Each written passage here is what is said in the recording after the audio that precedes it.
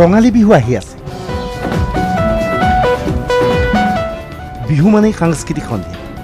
বিহু মানেই জুবিন গাৰ্গ, সীমান্ত শেখৰ অথবা নামী দামী শিল্পী। নিশা সাংস্কৃতিক সন্ধিয়া অনুষ্ঠিত হ'ব। মঞ্চত বিভিন্ন শিল্পীয়ে গীত পৰিৱেশন কৰিব। মাজে মাজে বিহু দলৰ হুঁচৰি উঠিব মঞ্চ। কিন্তু ইয়াৰ লগে লগে আন কিছুমান ঘটনাও সংঘটিত হ'ব। য'তে ত'তে বিহু কমিটিয়ে গাড়ী ধৰি ৰাখিব। বিহুৰ বাবে চান্দা বিচাৰিব।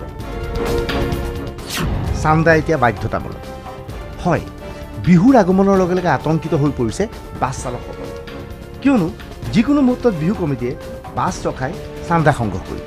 উঠাই চান্দা এতিয়া কি ক'ব আৰু, আগফালে বেনাৰ দিয়ে, তাৰপাছত ইফালে আকৌ আমিতো ধৰা বিজি হৈ থাকোঁ না, আমাৰতো সময়টো মেকআপ কৰিব লাগিব।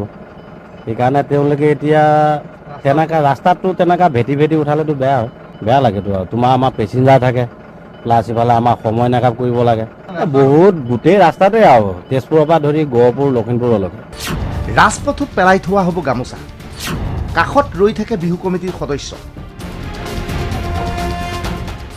চলন্ত বাছ ৰ'বই লাগিব, চান্দা দিবই লাগিব। চান্দাটো বাধ্যতামূলকৰ নিচিনাই হৈছেগৈ আৰু লাহে লাহে গৈ। গামোচাখন আগত ই কৰি থ'লে অলপ বেয়া লাগে ধৰকচোন, কেনেকৈনো গামোচাখনৰ ওপৰতেও কৰি নিব, নচাই পেলাই নিব। এয়া তেজপুৰ চহৰৰ চক বজাৰ অঞ্চল। বিহুৰ সময়ত এই অঞ্চলটোৰ ব্যৱসায়ীসকল যথেষ্ট আতংকিত হৈ পৰে। কিয়নো চান্দা বিচাৰি দূৰ দূৰণিৰ পৰা মানুহ আহে এই অঞ্চললৈ। বিহুৰ আগমনৰ লগে লগে চিন্তিত ব্যৱসায়ী। চান্দা বিচাৰি বিহু কমিটি আহিব। দূৰ দূৰণিৰ পৰা আহিব বিহু কমিটি। কোনোবা সঁচা, কোনোবা মিছা। বিহুটো আমি গম পাওঁ চান্দা আহিলে যে বিহু আহি গ'ল আৰু। তেজপুৰতো যিখিনি মানে পুৰণিকলীয়া বিহু সেইখিনিতো বাৰু আছে, কিন্তু তাৰ উপৰিও তেজপুৰৰ পৰা অন্ততঃ 40 কিলোমিটাৰ 50 কিলোমিটাৰ দূৰৰ পৰা ইয়াতে চান্দা বিচাৰি। আনকি এনেকুৱা আছে অভিজ্ঞতা যে চান্দা তুলিব ইয়াত পালেহি, আহি চান্দা নাপাতে বোলো গাড়ী ভাড়া দিব নেকি।